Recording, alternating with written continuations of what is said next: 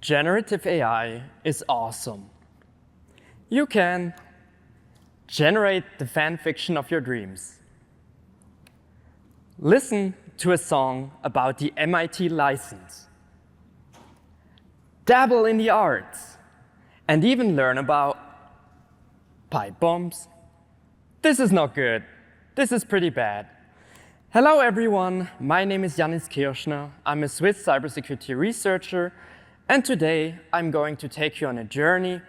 First, we're going to learn about AI alignment. Then we're going to look into how music gets censored in Germany. And in the end, we're going to learn about how to protect multimodal AI models. AI risk is no longer hypothetical. It is very real, and it grows day by day as models evolve and as models get more powerful. Thus, now is the best time to look into AI safety and to protect models. AI risk ranges from more benign cases like generating a lot of fake reviews, all the way to very dire cases like generating child abuse material. And to prevent against such cases, we have AI alignment, aligning AI with human preferences. There's two parts to this puzzle. There's a policy part, and there's a policy enforcement part, outer alignment and inner alignment. So problems in this space could be if we have an AI model that lets you generate realistic phishing emails because we didn't enforce a policy, and that's an outer alignment problem. But if we have a safe model and coincidentally the model turns racist, then that might be an inner alignment problem. There's so many policies out there, I can't even put them all on the slide, so here are some examples. There's international ones, national ones, there's some from the industry, and they all differ. They all differ very greatly. Here's two examples. For instance, China's AI policy states their Gen AI should adhere to core socialist values, whereas Europe's AI policy is very clear on truthfulness and essentially prohibits deceptive technology in AI products. These are very complex policies, but a policy can be as simple as we want to build a cleaning robot, we want to have a clean room, and we want to have it as fast as possible. So we introduce some proxy values, something that we can measure. In this case, floor space without dust, and elapsed time. If we do that, we might run into a case where our cleaning robot just shoves dust under a rug to improve its perceived cleaning efficiency. And because of that, we need ways to essentially enforce our policies. There's a big toolkit of ways on how you can enforce policies. Today, we're going to focus on two of them, namely red teaming AI models and supervising AI models with other models. So let's dive into a case study. What you see here is not Coachella. What you see here is an extremist festival that happened in Switzerland. A festival with lyrics that contain everything from Holocaust denial, racism and slavery glorification, sex crimes, you name it. These concerts are illegal, they're secretive, so their location is not publicly announced. They usually provide a proxy location. People drive there, and then they get vetted on site before they get the final location. In this case, this concert had around 5,000 attendees, was predicted to drive 150,000 euros in revenue from ticket sales alone, and these concerts are used to fund extremist processes and are used as a recruitment tool. It is predicted that roughly 60 of these happen in Europe per year. So these concerts are illegal, and these texts, these musical works, are illegal from dissemination in Germany. There's two ways on how this is illegal. So in Germany, either a work can be censored from dissemination to the youth, to minors, or to the general population. The thing is, I can't just go and say, I don't like this song, please censor it. This happens from very specified groups, usually youth welfare offices that can start an investigation. The police and religious institutions, for instance, can also suggest starting an investigation. Once an investigation starts, 12 experts from art, from literature, from religion, from teaching, politics, sit together and make a decision. And once a two-thirds majority vote is reached, an album, for instance, either gets censored or doesn't get censored.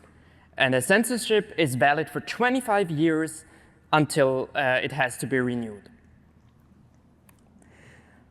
So we have these musical works that contain Holocaust denial, racism, slavery glorification, sex crimes. They're illegal in Germany, and they are essentially available as PDFs. They're not public, but if you ask the Federal Institute very nicely, they provide you with essentially these excerpts that state the rationale and that state the lyrics that caused these works to be censored. And these are the basis of my music AI research. When I stumbled upon that, I thought this is a super interesting corpus of banned songs in Germany to essentially red team music generation models. Because using this external data set, we have lyrics that have been vetted by experts to be harmful. And you don't have to go and write harmful lyrics yourself. You can already use works that are out there, so you create less new harm. So I went and red teamed two popular music Gen AI products, Suno and Udio. Here you can see an example. They work very simply. You just enter some lyrics or a prompt. In the background, the multimodal model transforms it, and you get an audio file back. So I used my corpus, as we have evaluated previously, of roughly 275 songs that are banned in Germany, and I submitted them to Suno and Udio to perform a benchmark on how many of these generations get through. In this case, roughly 70 to 75% of these very harmful songs got generated right out of the bat. We're talking about 10 hours of malicious music that is harmful that got generated by these platforms. I have a demo here. I asked you to please not record it.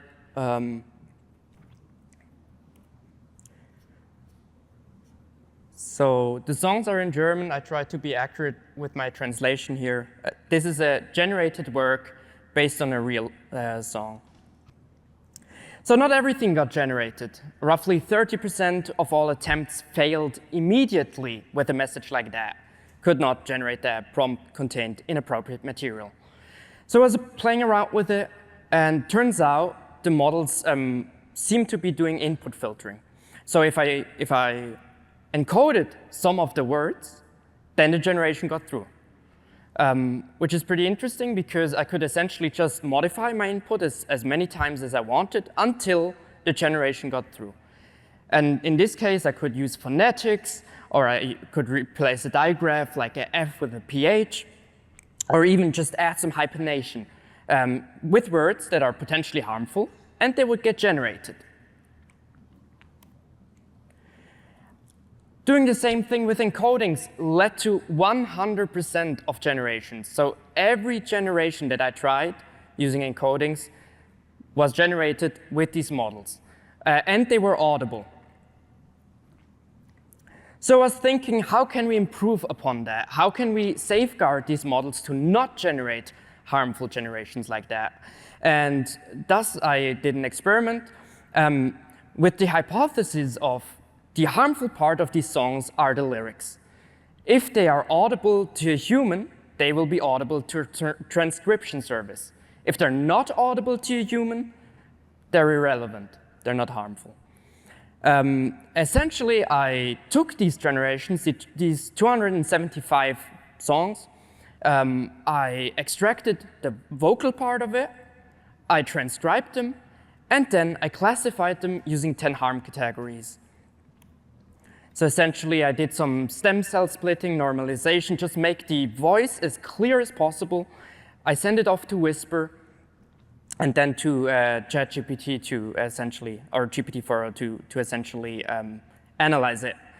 I classified against 10 categories, including hate, child exploitation, illegal drugs, radicalization, and copyright infringement. And then I used a separate formatting prompt to get a nice JSON back. They look roughly like this. And in the end, I would get a pass or a fail for each generation. Using that result, we got a surprising improvement. So only around 4.4% of all generations this time got generated. In contrast, per default, Suno and Udio generated roughly 10 hours of malicious music. Using this output encoding approach, we got roughly 45 minutes. Most of the cases here were very hard for transcription service to detect. So misinterpretations of one critical word that changes the whole context. For instance, in one specific case, it misinterpreted a racial context for a name. This approach has limits, and to demonstrate these limits, I have another multimodal model, VO3, and this is not text to music, it is text to video. Hello, my name is John, and I'm the CEO of Moderna. We put microchips into the vaccines. Not. So essentially, VO3 does seem to do output encoding under the hood, output filtering under the hood. It recognizes the context of its generations, but by adding small inversions at the end of your prompt, you can trick it into thinking it's a joke. And a malicious actor could generate these and then just cut it off. Other approaches could be generating a lot of verses in a same song that essentially on their own don't do much by themselves, but if you stitch them together, they suddenly become harmful. So takeaways, ranked from easy to hard. Input filtering is trivially bypassed. Output encoding is quite important. Another big thing is oracles made it easy for me as an attacker, so I could just essentially figure out their filter. A better approach, for instance, would have been to, under the hood, change the lyrics to something that is not harmful and present that, or stop the execution early, save some money, and still let me wait and pay for my generation, but only present that at the end of my generation run. I also predict that selective editing, as we've seen here, will become a huge problem in Gen AI safety, and it's something that we should investigate now rather than later. And perhaps the most difficult part, and the question that we need to ask ourselves, is how can we get AI companies or our AI departments to have better interfaces with all of these policies around the world that are very distributed, very different, and how can we align on that?